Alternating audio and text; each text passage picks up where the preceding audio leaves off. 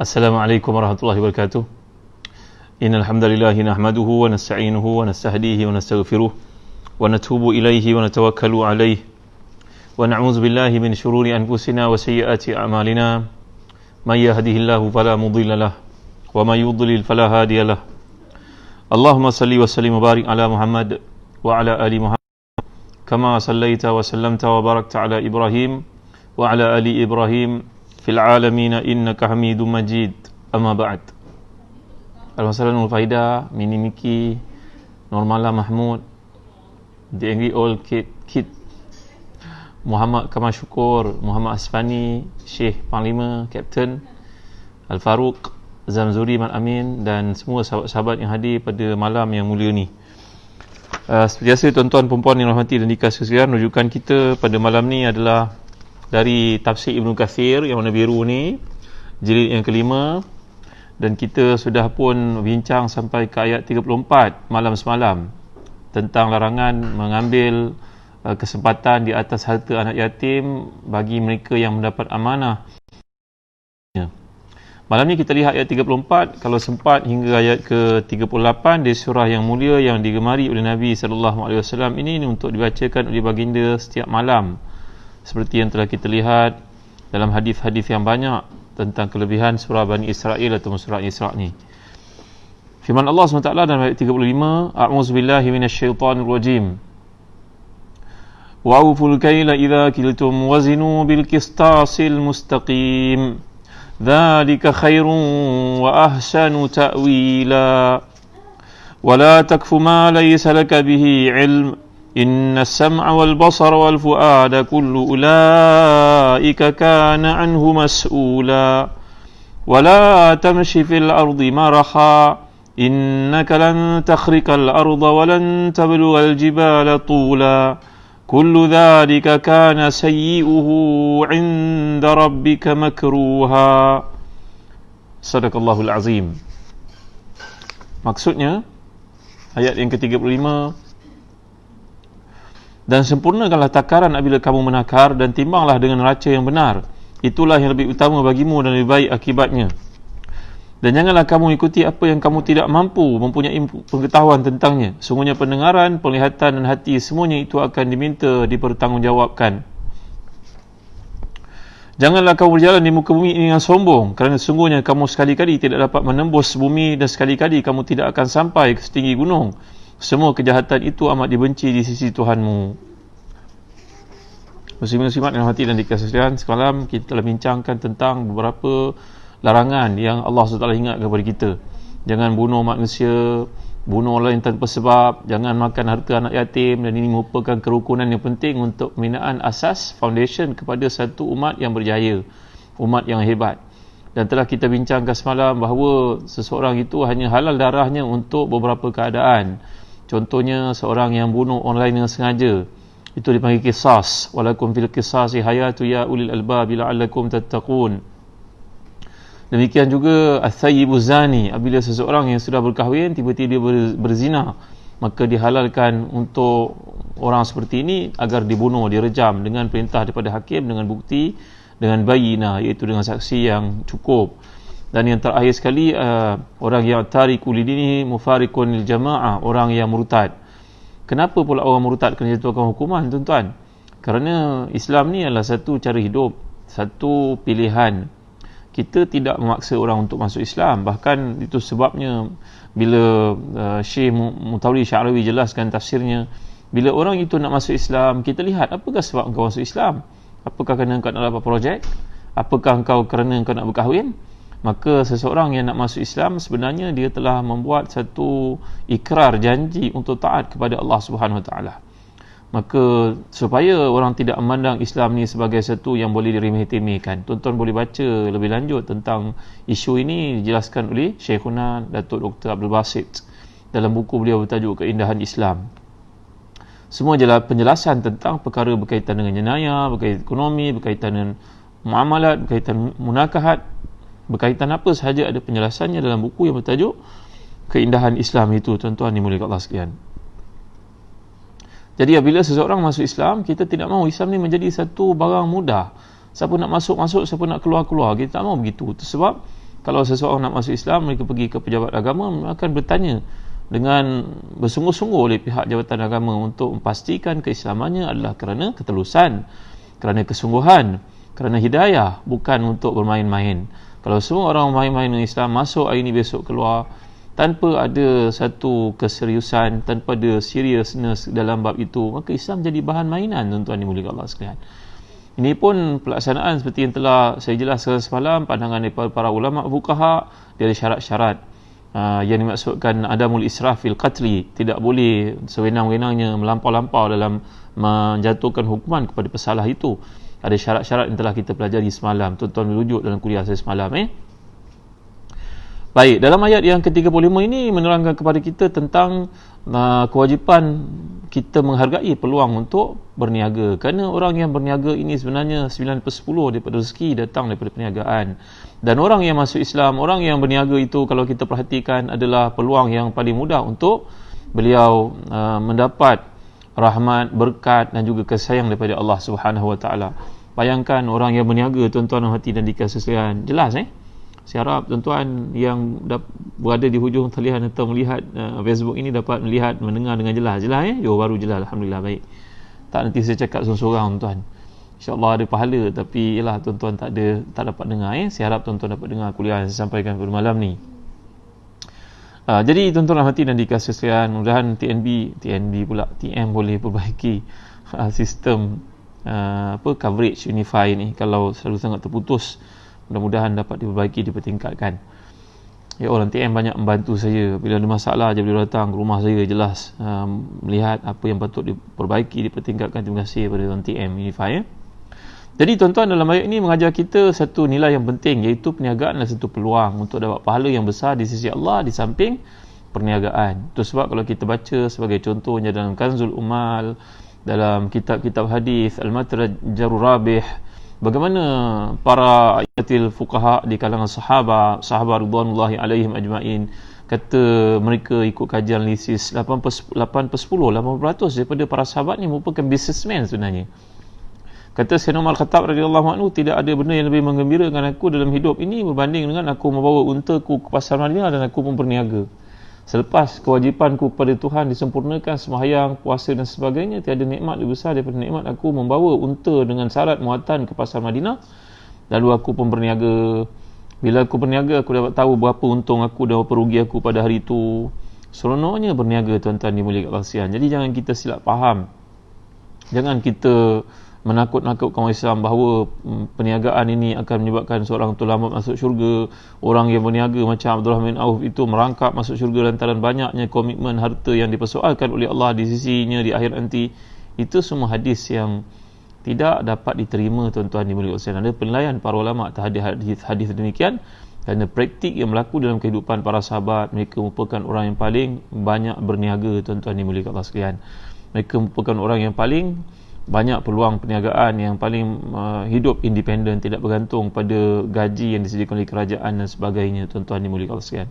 Sampai Sayyidina Umar Khattab radhiyallahu anhu menjadi khalifah pun, beliau masih lagi ambil peluang untuk berniaga, sehinggalah para sahabat di kalangan majlis tertinggi, majlis syura Islam pada masa itu buat keputusan supaya menaikkan elan Umar Khattab radhiyallahu anhu supaya beliau tidak lagi dibebankan dengan usaha untuk berniaga, agar dapat fokus dalam pentadbiran kerajaan yang besar itu, tuan-tuan dimuliakan Allah sekalian. Jadi ayat ini mengajar kita satu perkara yang penting, iaitu dalam konteks berniaga, sempurnakan perniagaan dengan betul, takaran. Kalau pada zaman sahabat dahulu, kata Dr. Ratib Nabulisi, mereka menggunakan takaran untuk semua makanan seperti kurma, syair, hubub dan sebagainya, apa saja cereal. Pada masa itu mereka menggunakan kaedah timbangan. Dan begitu juga bila membeli emas, tuan-tuan kena ingat bila beli emas musim-musim perayaan macam sekarang, jangan kita pergi ke kedai emas, kita trade in emas yang ada di tangan isteri itu dengan emas yang baru. Hukumnya haram, tuan-tuan. Tak boleh, memang tak boleh. Dan lagi satu, kecenderungan untuk beli benda secara ansuran, benda bersifat emas, perak ni tak boleh. Ialah benda-benda ribawi. Kita kena cukup duit beli, cash bawa pulang. Kalau kita nak trade in, tak boleh hukumnya. Kena jual yang ada di tangan itu, dapat duitnya, barulah kita beli apa yang kita nak. Faham betul-betul, tuan-tuan ni? Banyak orang terjerumus dalam perkara-perkara yang haram tanpa dia sedar. Tuan-tuan boleh rujuk perkara ni dengan lebih lanjut dalam fatwa-fatwa, termasuklah JAKIM yang difatwakan. Tidak boleh kita tarik in emas sebenarnya. Jadi balik kepada ayat ni tadi, salah seorang sahabat Nabi yang sangat berjaya dalam perniagaan namanya Abu Ubaidah Al-Jarrah radhiyallahu anhu. Beliau seorang yang handsome, yang kacak, yang hebat, tinggi, panglima yang hebat, pemberani yang luar biasa. Sampai Nabi SAW telah pun menyatakan likulli ummatin aminun wa aminu hazihil ummah Abu Ubaidah Al-Jarrah. Setiap umat ini ada orang paling amanah dalam menjalankan tugas, orang paling jujur, dan orang yang paling jujur dalam umat aku, kata Nabi kita SAW, adalah Abu Ubaidah Al-Jarrah. Abu Ubaidah ni kalau kita lihat merupakan seorang sahabat Nabi yang sangat mulia, daripada keturunan yang mulia, keturunan Quraisy. Dan Abu Ubaidah ni kalau kita perhatikan, banyak kitab tafsir yang menceritakan tentang kelebihan yang ada pada Abu Ubaidah Al-Jarrah.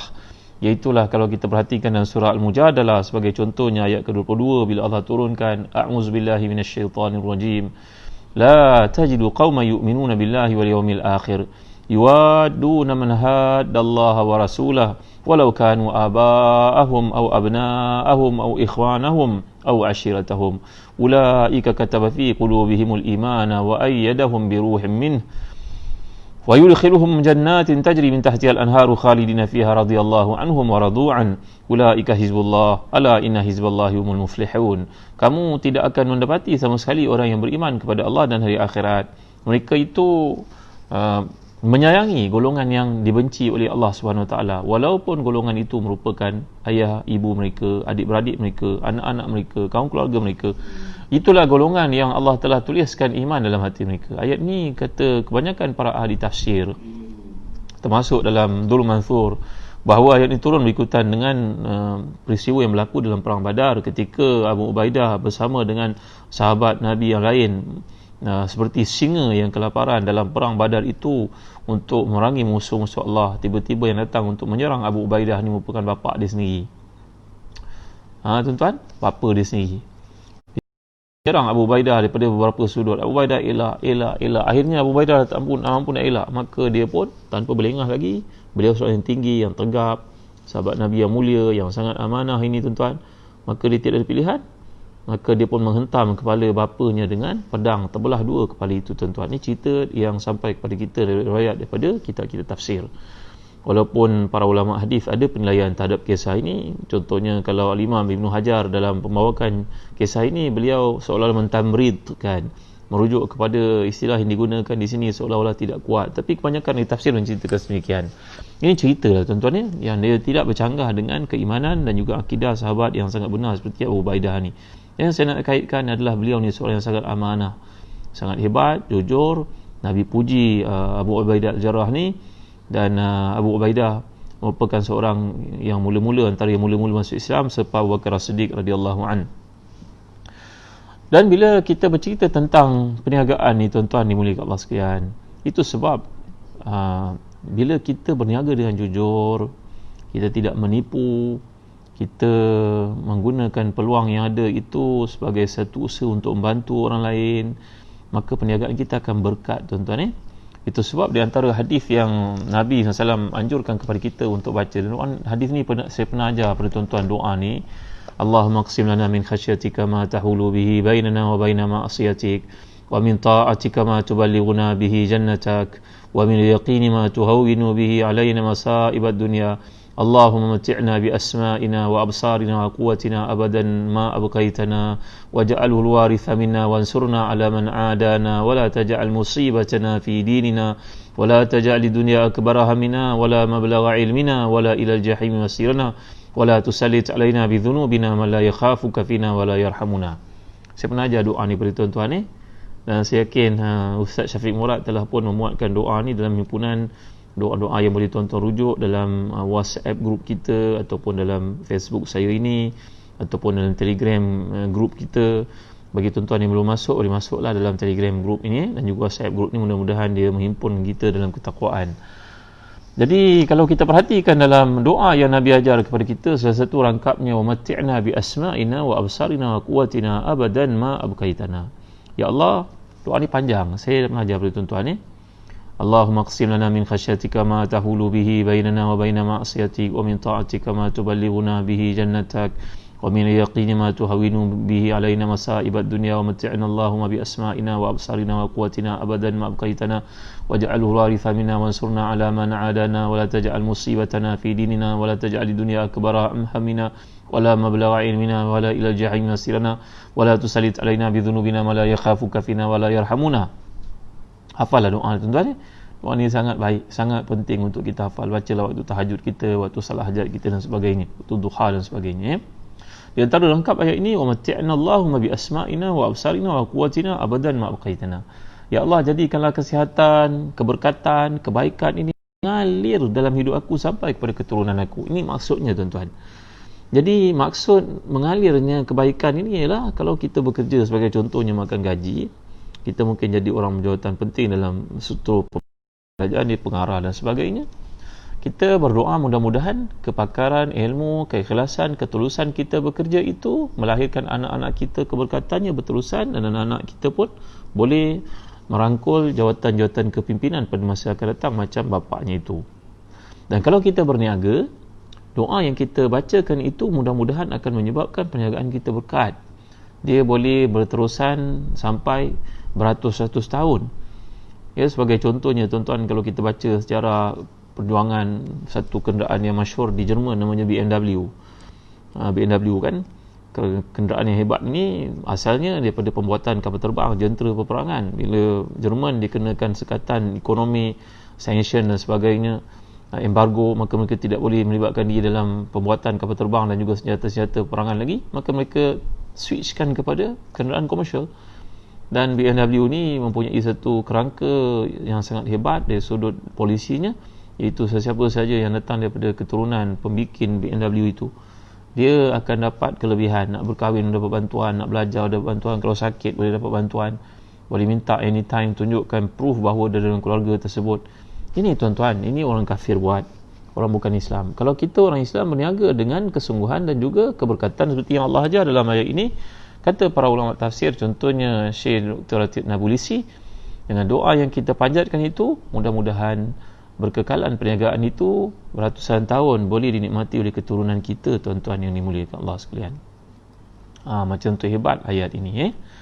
Itu sebab antara sikap Nabi SAW, bila Nabi sampai di Madinah, dia bawa datang kepada Nabi putik-putik kurma, Nabi pun pegang dan Nabi pun akan berdoa pada putik-putik kurma itu. Dan saya ajar tuan-tuan doa ini, saya ijazah kepada tuan-tuan pada malam ni. Tuan-tuan kalau ada peluang apa-apa perniagaan, bacalah doa ini. Mudah-mudahan perniagaan tuan-tuan tu mekar. Macam dalam konteks Nabi mendoakan pada buah-buah kurma Madinah, maka kesuburan tanah Madinah dan buah kurma yang diproduce oleh Madinah meningkat dengan banyak sekali. Doa ni pun doa yang penting untuk kita bacakan, terutama dalam musim PKP. Mungkin kalau kita tidak ada kerja, mungkin kalau kita hantar jadi delivery makanan, mungkin kalau kita cuba untuk explore satu peluang perniagaan yang baru, maka apa saja yang kita nampak kemahiran kita dalam bidang itu, tuan-tuan, amalkan doa ni selalu dan mintalah kepada Allah supaya memberkati usaha kita itu.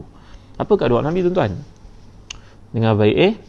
Allahumma barik lana fi thamarina, wa barik lana fi madinatina, wa barik lana fi sa'ina, wa barik lana fi muddina. Boleh catat Safi Sadiqin, Ustaz Syafiq Murad, tak nampak malam ni. Ya. Apakah doa dia? Allahumma barik lana fi thamarina, wa barik lana fi madinatina, wa barik lana fi sa'ina, wa barik lana fi muddina. Allahumma barik lana fi thamarina, wa barik lana fi madinatina, wa barik lana fi sa'ina, wa barik lana fi muddina. Apakah maksudnya?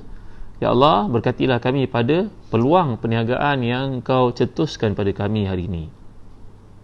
Berkatilah kami pada tempat kami ini, rumah kami ini, supaya ia memberi kepada kami motivasi untuk berniaga, untuk jadi independen, untuk jadi tangan yang memberi, bukan tangan minta, untuk jadi pengeluar zakat, untuk jadi pembekal pekerjaan kepada umat Islam, untuk menghargai potensi yang ada pada orang Islam.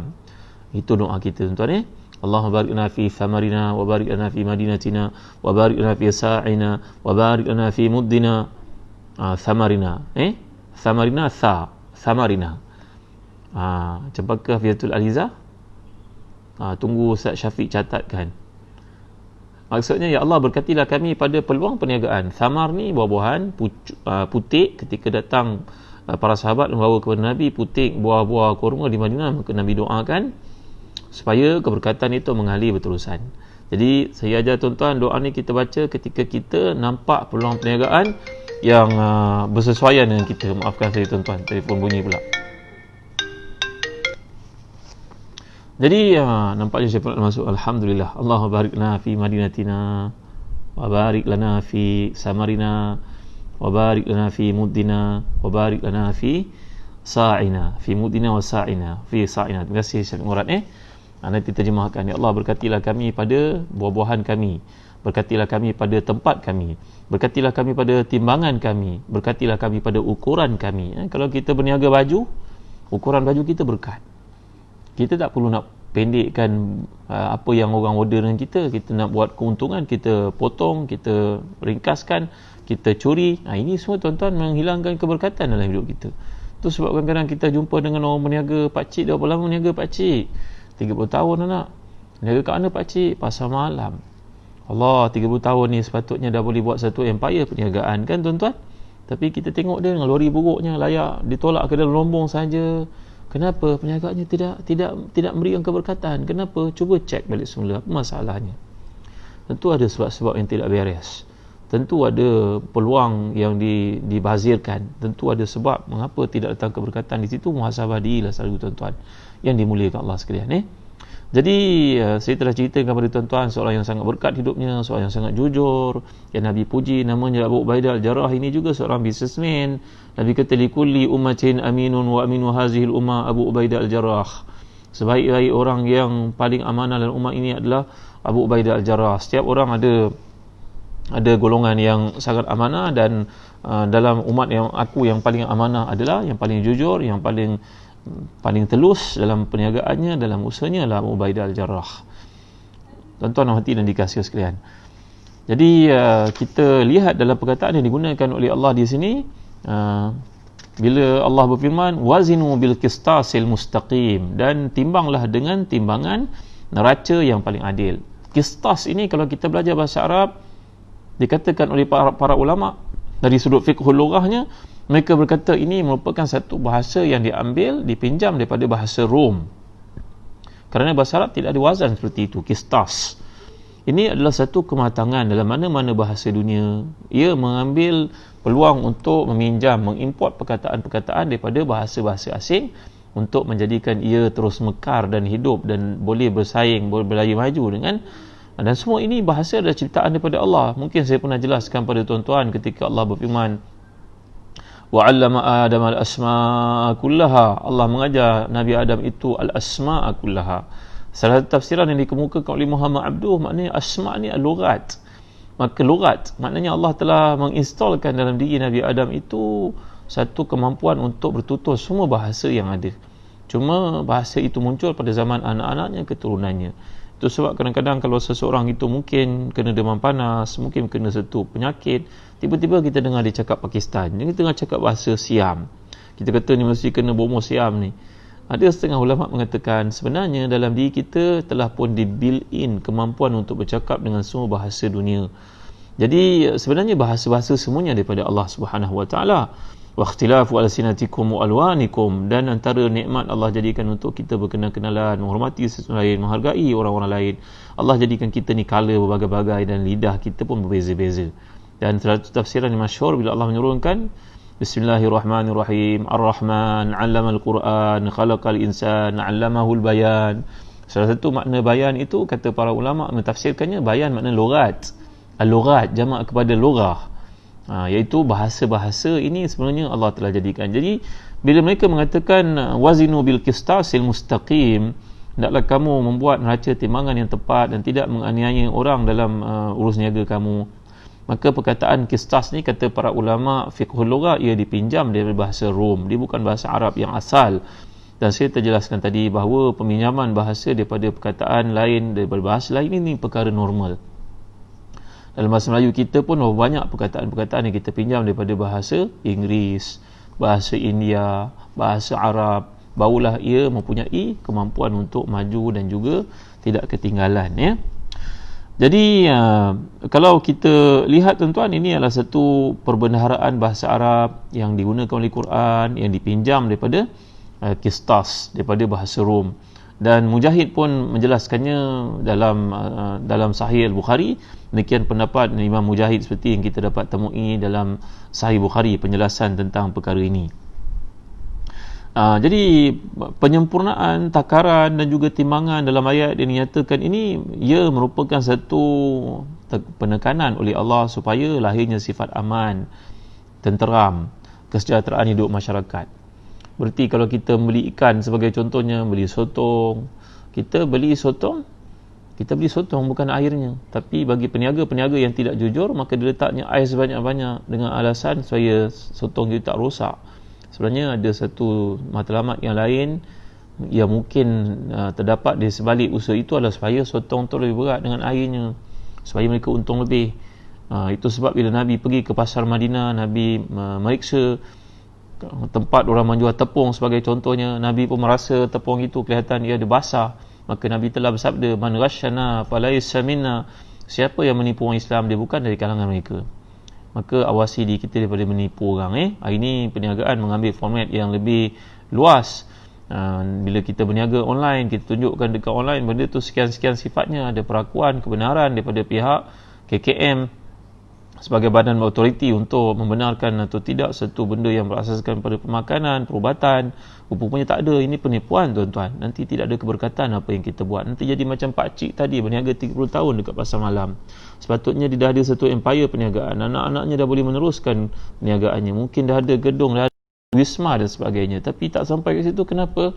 Kita bimbang kerana tidak ada keberkatan dalam perniagaan di tadbir itu.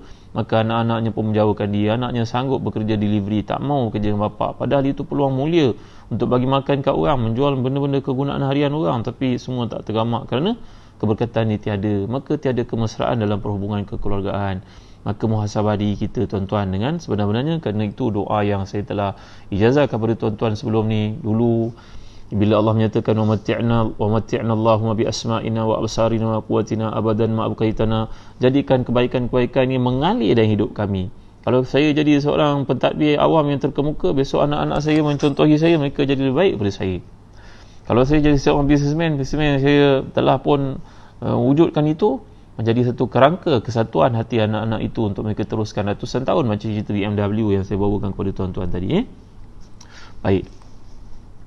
Jadi perkataan aufu, kata Al-Imam Tahir Ibn Ashur dan tafsirnya Tahrir wa Tanwir, kita dapati kalau redaksi sebelum ini menggunakan bentuk larangan, sekarang diajar kita untuk menyempurnakan. Jadi ini adalah uslub dalam pendekatan Al-Quran yang Allah bawa kepada kita.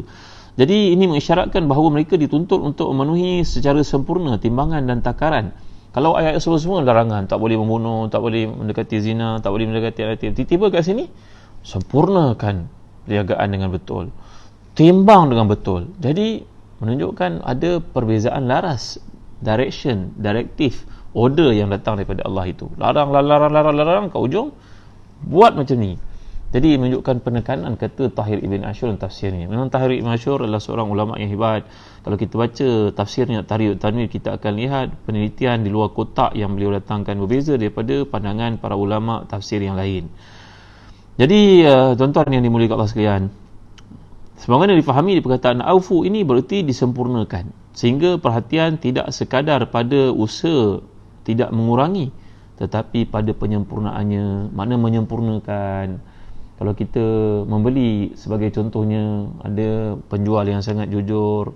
Seorang sahabat saya bercerita, beliau pergi ke sebuah daerah di Johor untuk beli ubi kayu. Beliau orang penting dalam Kementerian Asas Tani, mencari potensial petani ubi kayu, kerana negara kita perlu mengeksport dan order daripada negara Jepun ubi kayu ni begitu tinggi, tapioka. Mungkin tuan-tuan boleh cek lah dengan Wisma Tani, dengan Kementerian Asas Tani.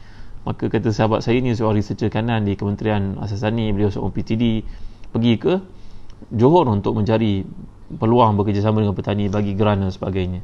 Tiba-tiba beliau melihat seorang tua yang bertaraf macam pakcik kita, atuk kita berniaga ubi kayu. Simple je kan. Dia beli Jawa wak, saya beli wak 4 kilo ubi kayu.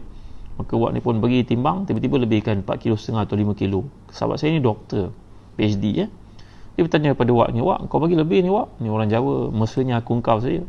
Wak kau bagi lebih ni ubi ni. Aku beli 4 kilo, kenapa kau bagi sampai 5 kilo? Jawapan wak ini, aku jual ubinya. Kerana ubi ni aku tak sempat nak bersihkan, dengan tanahnya melekat. Aku nak keberkatan dalam perniagaan. Maksud orang tua yang menjual ubi kayu ni. Allah wak, murahnya rezekimu wak, berkatnya hidupmu. Berapa orang anak engkau ada wak? Wak ni jawab, aku ada 12 orang anak. Masya Allah, daripada seorang isteri 12 orang anak. Ya, 12 orang anak. Kata sahabat saya, cerita pada saya tuan ni.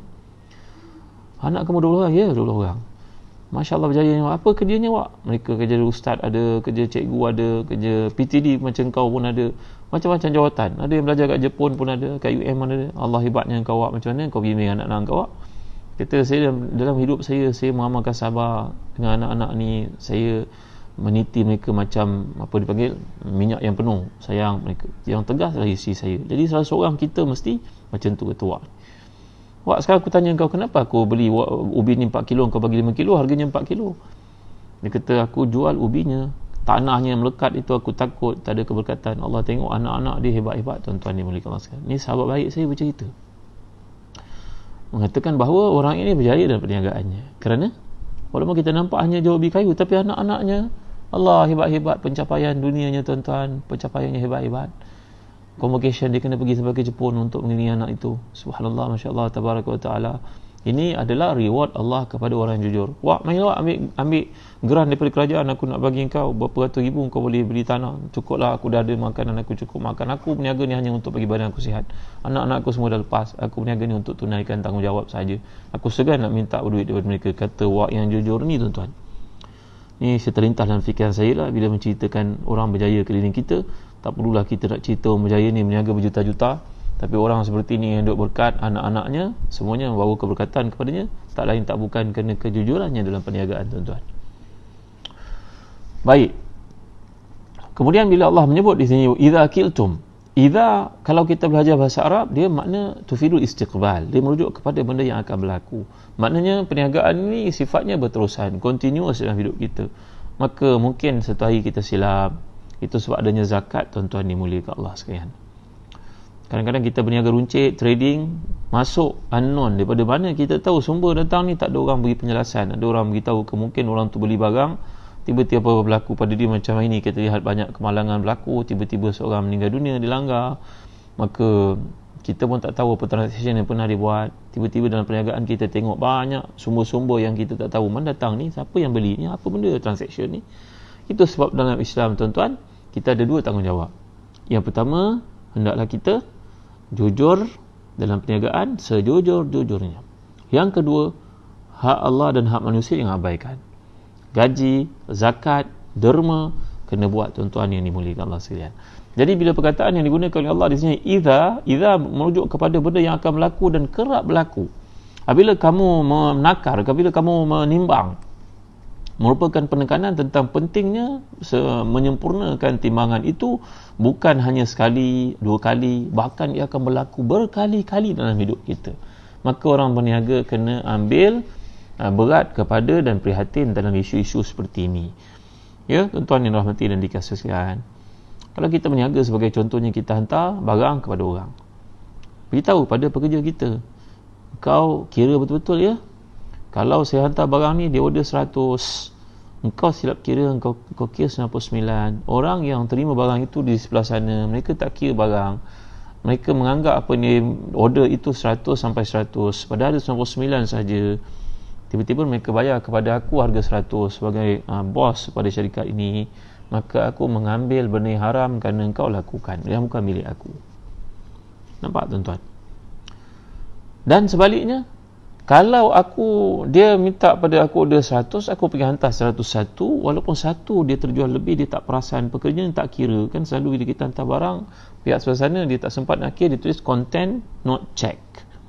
Kan kalau kami jual buku, hantar ke mana-mana kedai buku, selalu chop content not check. Tak, bila check kita pun tak tahulah, saya buat benar agaknya.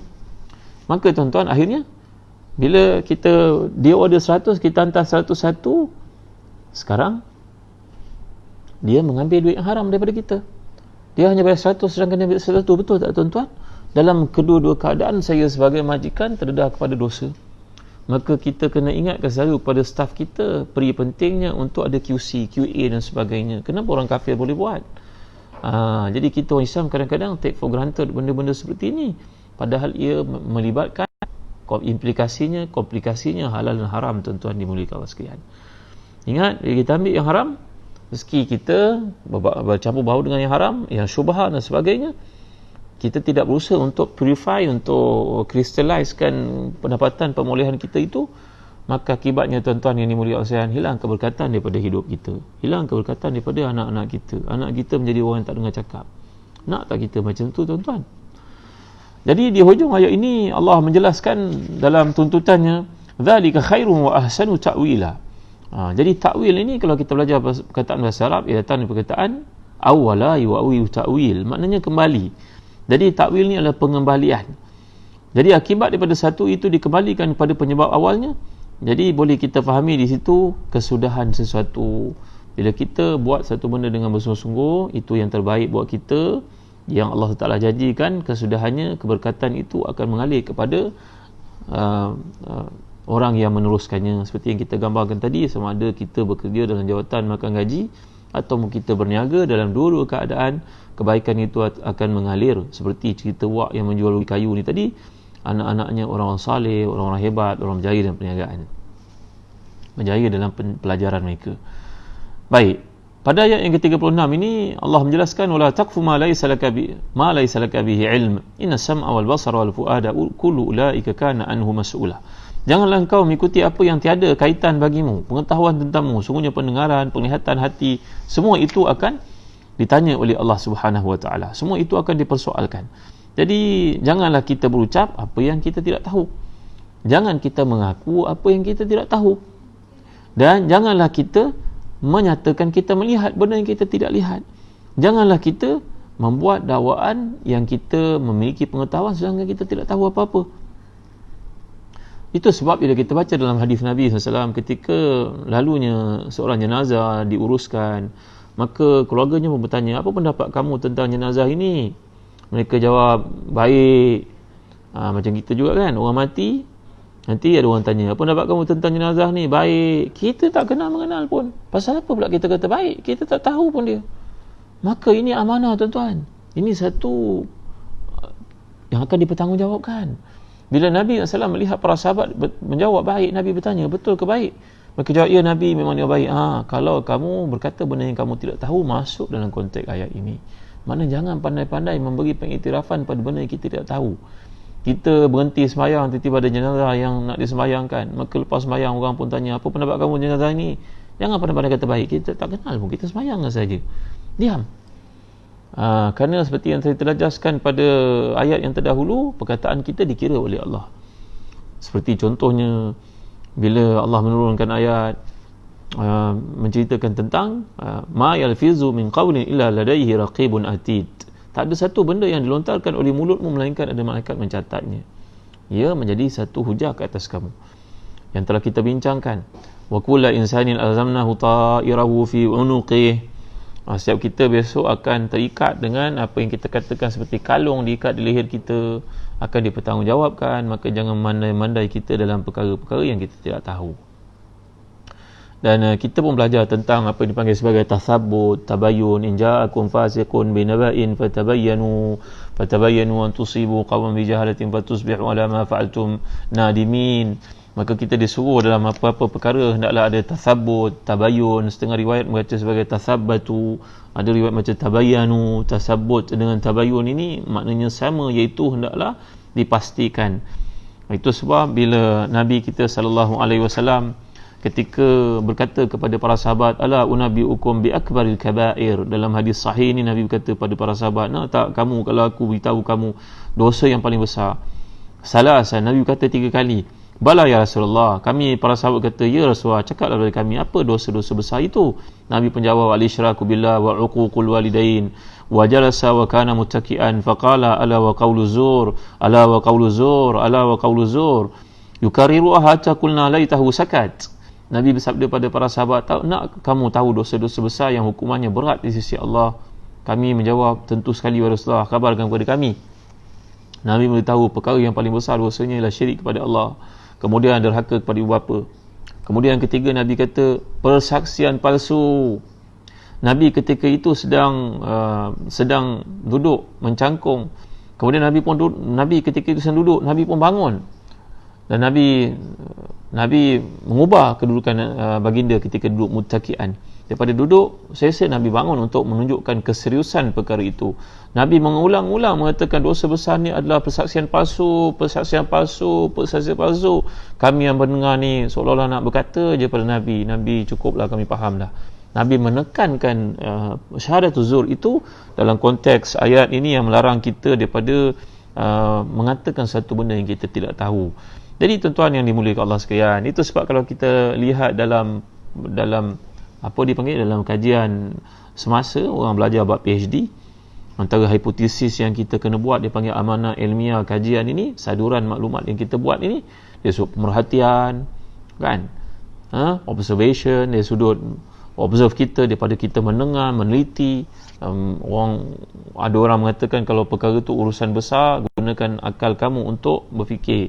Tapi kalau urusan penting, gunakan hati kamu untuk memikirkannya. Hati dengan akal ni ternyata lain. Akal ni dipikir logik, tapi hati ni dia fikir lebih daripada logik itu sendiri. Maka ini merupakan perkara-perkara yang penting untuk kita orang Islam ambil berat, tuan-tuan dimuliakan Allah sekalian.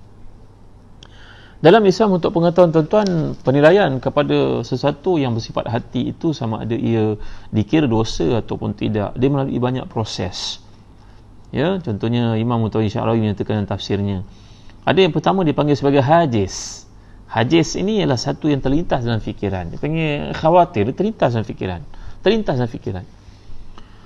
Yang kedua dipanggil sebagai khatir. Lepas hajis ni dipanggil khatir. Khatir ni adalah satu yang terlintas dan menyebabkan kita berfikir sejenak. Kalau terlintas, kemudian terlintas, dia hilang begitu je. Tapi kalau khatir, dia terlintas dan dia berhenti dalam benak fikiran kita sekejap. Dan dia sampai pada tahap yang ketiga, tuan-tuan, dipanggil hadithun nafsi. Hadithun nafsi, kita mula berkata-kata. Tengok kan, kita nampak, si fulan pakai kereta mewah lah, habis cerita. Tapi masuk kepada khatir ni, fulan pakai kereta mewah, apa dia buat tuan-tuan, dia dah sampai ke peringkat hadithun nafsi. Agak-agak dia masuk skim cepat kaya kot ni. Nampak? Hati kita dah mula berkata-kata benda yang kita tidak tahu. Ya tuan-tuan. Kemudian dia pergi pada peringkat yang lebih tinggi, dipanggil hamun. Hamun ni dia Allahumma inni a'udzubika minal hammi wal hazan. Satu hamun ni maknanya perkataan resah, gelisah, tapi hamun ni maksud di sini satu benda yang menyebabkan kita pun terlintas dalam fikiran kita dan kita pun melihat, dia pakai kereta mewah, aku pun nak macam dia. Nampak tuan-tuan? Aku pun nak jadi macam dia. Dan yang terakhir sekali, dia sampai kepada peringkat azmun. Azmun ni niat yang kita usaha untuk kotakan. Kalau kita cerita benda yang positif, saya nak bangun malam lah, terlintas dalam hati, saya nak bangun malam, alhamdulillah Ramadan dapat bangun, saya nak bangun malam lepas. Itu lintasan. Bila sampai kepada khatir, kalau saya bangun malam, saya nak bangun pukul apa? Kalau sampai kepada peringkat hadis nafsi, saya mesti bangun malam, macam mana pun saya mesti bangun malam, saya mesti. Dia sampai kepada perkataan hamun, saya nak bangun malam pada waktu sekian-sekian dan nak ajak isteri saya untuk bangun sama. Dia sampai pada peringkat azmun, saya kena bangun malam dan saya kena tidur awal. Action dia, saya kena pakai jam untuk alert saya pada pukul 3.30 pagi untuk bangkit. Maka tuan-tuan, dalam Islam, yang Allah kira sebagai dosa atau pahala bila dia sampai ke peringkat azmun. Itu sebab ada hadis sahih riwayat Bukhari dan juga Muslim bila Nabi bersabda, "Idzal taqa muslimani fal qatilu wal maqtulu finnar." Kalau bertembung dua orang Islam nak membunuh satu sama lain, maka yang membunuh dan dibunuh kedua-duanya masuk neraka. Maka para sahabat bertanya, "Wahai Rasulullah, haza qatil fama balul maqtul?" Orang yang membunuh itu kami faham dia masuk neraka kerana bunuh orang Islam. Kenapa pula yang dibunuh itu pun masuk neraka juga? Maka Nabi menjawab, "Innahu kana harisan ala qatli akhihi." Nampaknya orang ini dia merupakan seorang yang bersungguh-sungguh nak bunuh sahabatnya, temannya orang Islam itu, cuma dia terlambat lalu orang itu membunuhnya lebih awal, maka dua-dua masuk neraka. Jadi yang kita tekankan di sini tuan-tuan adalah perkataan azmun yang padanya ada implikasi dosa dan juga pahala. Adapun yang terlintas sebelum itu, ia merupakan satu perkara yang mudah-mudahan Allah beri keampunan kepada kita di atas kekurangannya, baik penilaian pada orang, contohnya orang lelaki melihat orang perempuan terlintas dalam hatinya, maka itu semua perkara-perkara yang Allah boleh ampunkan. Tapi bila disampai ke peringkat azam yang nak membawa seseorang itu kepada pelakuan-pelakuan yang haram, maka itu sebab ia menjadi satu dosa kepada Allah SWT. Saya harap tuan-tuan faham. Nanti saya akan lanjutkan lebih mendalam pada ayat ini, dan kemudian 25 perkara yang telah senaraikan daripada ayat yang awal daripada surah Isra sampai kepada ayat ini. Kita akan lihat sampai ayat ke 37 dan 38 ada 25 perkara yang telah diluruskan ataupun dihitung oleh Allah SWT satu persatu untuk kita ikut, dan inilah ciri-ciri mukmin yang sejati di sisi Allah. Dan itu sebabnya mengapa Nabi kita sallallahu alaihi wasallam sentiasa muhasabah diri membaca surah ini tiap-tiap malam. Jadi menghayatinya merupakan satu nikmat, memahaminya merupakan satu rahmat, mengamalkannya mendatangkan berkat dalam hidup. Jadi setakat ini saja dulu tuan-tuan yang boleh saya sampaikan kepada tuan-tuan. Ampun maaf segala kekurangan, mudah-mudahan ia menjadikan iman kita subur. Dan jangan lupa untuk share video ini kepada semua rakan, taulan, teman, orang yang kita kenal. Jadi setakat itu saja dulu tuan-tuan yang dimuliakan Allah sekalian. Jangan lupa like, follow Zazan Travel punya Facebook dan juga Instagram. Dan untuk pengetahuan tuan-tuan, kami di Telaga Biru sudah pun membuat YouTube Telaga Biru, TV Telaga Biru, YouTube Ustaz Zahazan Muhammad. Tuan-tuan ada peluang, tolonglah lihat, tonton dan sampaikan kepada orang lain. Kerana apa yang cuba kami sampaikan di Telaga Biru, di samping ilmu, kita beramal sama-sama. Saya merasa syukur kan dapat baca kitab tafsir ini, berkongsi dengan tuan-tuan. Mudah-mudahan adalah jariah saya bila bertemu dengan Allah kelak, satu benda yang saya terwakai dan saya sampaikan kepada tuan-tuan. Andai ada apa kekurangan, tuan-tuan boleh WhatsApp terus, PM pada saya. Ada beberapa orang sahabat yang hantar mesej-mesej yang sangat saya hargai. Terima kasih atas usaha tuan-tuan mengingat saya apa-apa kekurangan, cadangan yang diutarakan. Saya sangat menghargai. Terima kasih. Dan doa yang kita pelajari pada malam ni ada dua. Satu, kita dah pernah belajar sebagai satu recall maklumat lama. Allahumma qsim lana min khasyatika ma tahulu bi bainana wa baina ma'siyatik, untuk kelangsungan rezeki dan juga kemampuan kemahiran diri kita agar mengalir pada anak-anak. Kerana ada ayat umati'na Allahu bi asma'ina wa absarina wa quwwatina abadan ma uqaitana itu. Dan begitu juga kita belajar doa Allahumma barik lana fi thamarina wa barik lana fi madinatina wa barik lana fi sa'ina wa barik lana fi mudina ni tadi. Doa bila kita ada peluang untuk memasuki satu perniagaan. Mudah-mudahan macam Nabi bacakan kepada putik-putik buah di Madinah, maka kita juga membaca pada putik-putik peluang yang datang dalam usaha kita nak jadi independen. Sekian dari saya. Terima kasih tuan-tuan. Azman Abdul Aziz, dalam buku satu-satu doa ada tak doa ni? Ada. Terima kasih Azman Abdul Aziz. Dalam buku satu-satu doa daripada hadis-hadis sahih, ada doa yang saya ajar ni. Kebanyakannya ada. Alhamdulillah. Dan terima kasih kepada tuan-tuan yang telah pun membeli buku ni, Kenali Rasul kita Muhammad sallallahu alaihi wasallam. Alhamdulillah saya telah pun tanda tangan dalam sekitar beberapa puluh buah buku yang tuan-tuan order pada Ustaz Faiz Zazan Travel. Dan tunggu esok Rabu kami akan umumkan kadar penglibatan tuan-tuan untuk melakukan ibadah korban di Syria dan juga di Mekah. Izinkan satu malam je lagi. Malam esok saya akan umumkan kadar bayaran yang tuan-tuan melakukan ibadah korban ni tadi di Syria dan juga di Mekah. Jadi tunggu satu malam saja lagi. Terima kasih atas sokongan tuan-tuan. Saya amat bersyukur ada orang salih dan salihah yang mengikuti kuliah ni, mendoakan untuk saya, memberi kepada saya nafas baru, memberi kepada saya peluang untuk meneroka kalamullah yang sangat hebat, yang sangat penuh dengan rahmat dan berkat ini untuk saya kongsikan kepada tuan-tuan. Sekian, terima kasih. Kenang saya dan doa tuan-tuan. Kita akhiri dengan doa. Alhamdulillahirabbil alamin, wassalatu wassalamu ala asyrafil anbiya'i wal mursalin sayyidina wa maulana Muhammadin wa ala alihi wa sahbihi ajma'in. Allahumma ighfir lana dhunubana wa liwalidina warhamhum kama rabbawna shighara wa li jami'i masyayikhina wa li jami'i ashabil huquq alaina wa li jami'il mu'minina wal mu'minat al muslimina wal muslimat al ahya'i minhum wal amwat bi rahmatika ya arhamar rahimin. Allahumma zidna wa la tanqusna wa akrimna wa la tuhinna wa atina wa la tahrimna wa asirna wa la tu'sir alaina warḍina warḍa'na. Allahumma ahsin aqibatana fil umuri kulliha wa ajirna min khizyi dunya wa azabil akhirah. Allahumma barikna fi madinatina wa barikna fi thamarina wa barikna fi sa'ina wa barikna fi muddina.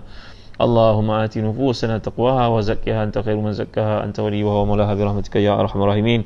Allahumma rabbana la tada' lana fi maqamina hadha zanban illa ghafartah wa la maridan illa shafaitah wa la hamman illa farajtah wa la daynan illa qadaitah wa la musibatan illa nafastah wa la aiban illa satartah wa la jahilan illa 'allamtah wa la 'azaban illa zawajtah wa la qiman illa anjabtah wa la hajatan min hawaiji dunya wal akhirah ya laka ridha wa lana fiha salah illa adaitaha wa qadaitaha wa yassartaha ya rabbal alamin.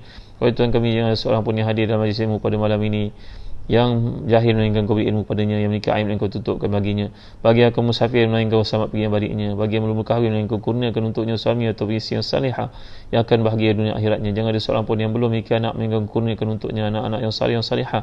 Jangan ada seorang pun yang memiliki peluang hajat sama di dunia atau akhirat segi baik untuknya melainkan kau sempurnakan, kerana kau maha kaya ya Allah. Perbendaharaan-Mu tidak luak sedikit pun apabila Engkau beri kepada umat yang pertama hingga yang terakhir sekali sekala yang mereka mintakan kepada-Mu wahai Tuhan. Rabbana atina fid dunya hasanah wa fil akhirati hasanah wa qina azabannar. Allahumma a'inna ala dzikrika wa syukrika wa husni ibadatik. Allahumma inna nas'aluka al-huda wat tuqa wal afafa wal ghina. Rabbana atina min ladunka rahmatan wa hayyi lana min amrina rasyada. Rabbana atina fid dunya hasanah wa fil akhirati hasanah wa qina azabannar. Wa sallallahu ala sayyidina Muhammad wa ala alihi wa sahbihi wa baraka wasallam. Alhamdulillahirabbil alamin. Taqabbalallahu minna wa minkum. Ada sebarang soalan?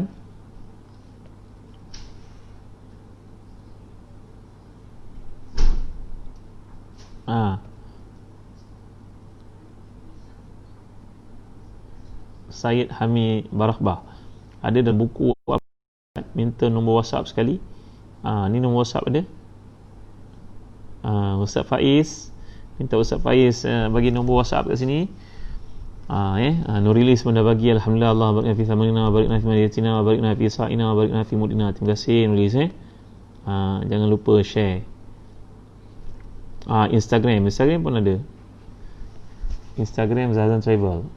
Dan juga saya sini pun ada Ustaz Zazan, dan tuan-tuan boleh lihat kalau nak tahu YouTube di Telaga Biru, TV Telaga Biru, dan juga YouTube Ustaz Zazan Muhammad.